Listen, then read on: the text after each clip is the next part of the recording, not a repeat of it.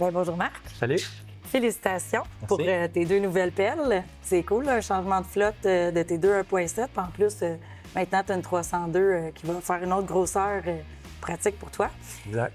Écoute, je sais que tu connais beaucoup les pelles déjà. Là, c'est pas ta première, mais il y a eu une couple de changements avec, dans le fond, les 301.7, 302 Next Gen. Fait que si c'est correct, je vais te faire le tour de la machine puis te montrer un peu les nouveaux features.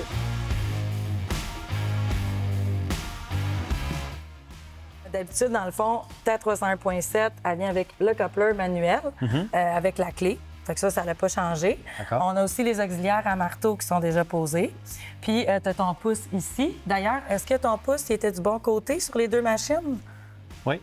Oui? Oui. Le pouce sur la 302, est-ce que la roulette était du bon bord? Là? Ah non, lui de la 302, il OK. était inversé, mais lui, il était correct. Lui, il était correct. OK, bien tantôt, on ira.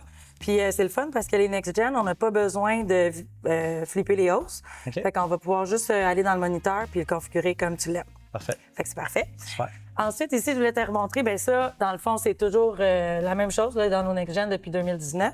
Le cylindre du boom, il est de l'autre côté parce que, comme tu le sais, c'est un des cylindres qu'on ne veut pas que ça brise. Là. Fait que quand on prend du matériel, ça arrive qu'on l'accroche. Tu sais, ça finit toujours bien graffiné. Exact. Fait qu'on a gardé ça, c'est sûr, sur nos nouveaux modèles.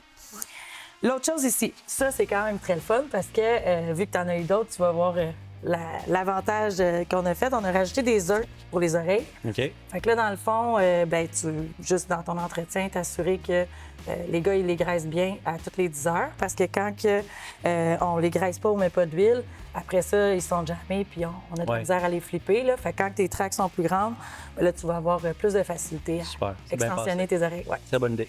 L'autre chose aussi que je voulais te montrer, je sais pas si tu avais remarqué, ça, c'est quand même très cool. Puis en plus, c'est linké avec ton compte Part Store de Toromont 4. OK. Fait que dans le fond, tu as un code QR dans toutes les Next Gen. Fait que quand que tu le scannes, c'est associé à ton numéro de série. OK. Puis là, tu as accès au 4 Part Store, tu as accès à tout, tu peux commander tes filtres ou bien savoir les types d'huile qui sont dans la machine. Fait que si même tes gars sur les chantiers, ils peuvent le scanner, s'il manque d'huile quelque part, bien, ils vont savoir c'est quoi le type d'huile à utiliser. Wow.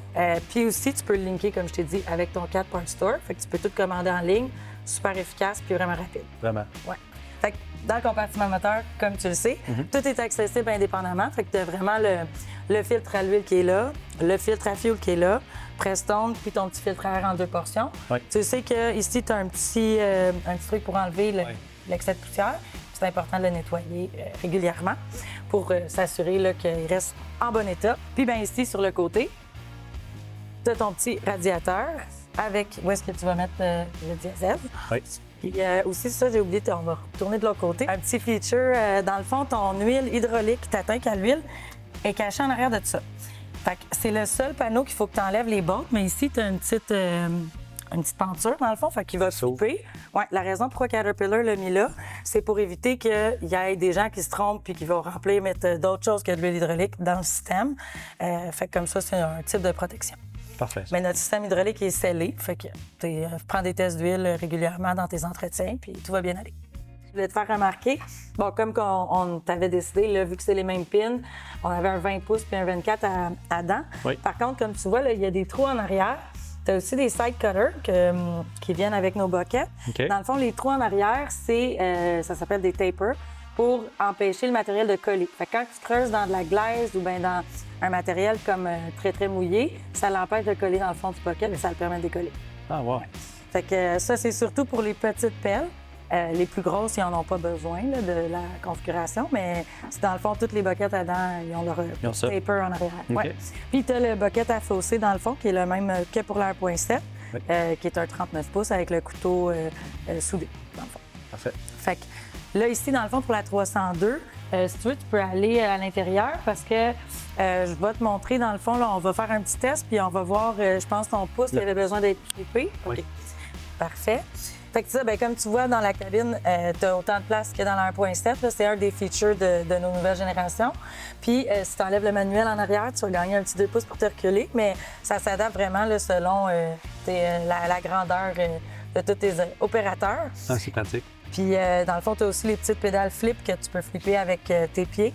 Pas besoin de se pencher. Ah, c'est bien fait. Ouais. Bien, essaye donc de les flipper avec tes pieds. Ah, c'est sûr, ça va. Ah ouais. Ouais, c'est ça. Comme ça, tu sais, souvent, quand on opère, c'est contraignant de se pencher puis d'aller les flipper. Fait que là, au moins, c'est là.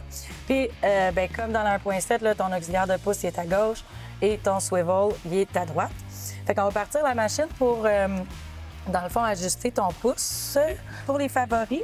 Fait que pattern changer, on va l'enlever. Flow continu, je le laisserai parce que quand tu utilises un marteau, Ouais, c'est le fun de le voir, ouais. c'est le fun parce que tu le pars et ça continue.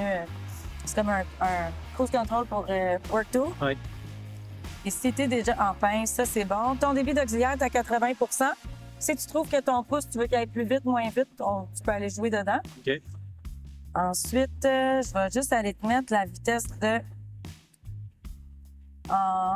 Et voilà. Je vais aller te mettre la vitesse, dans le fond, le contrôle de la vitesse de l'équipement. Puis, en 3 ici, au lieu du cruise control, je te mettrai la sensibilité des joysticks. Si ça te va, parce que, tu sais, la 302, c'est une nouvelle pelle. Fait que peut-être que tu vas vouloir l'ajuster différemment. Et voilà. Manipulateur de réponse. Là, oublie pas, quand que tu vas pour aller ajuster, dans le fond, la sensibilité des joysticks, c'est des joysticks électroniques.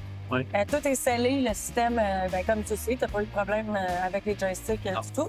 Par contre, dans le fond, tu peux aller changer, dans le fond, ta sensibilité. Fait que, si tu veux que ton hydraulique, dans le fond, que le message se rende rapidement, si tu le mets en rapide, ça ne veut pas dire que ça va être plus vite. T'sais, si ton hydraulique est à lent, puis ton joystick est à rapide, dans le fond, il envoie le signal rapidement, mais l'hydraulique va rester à lent.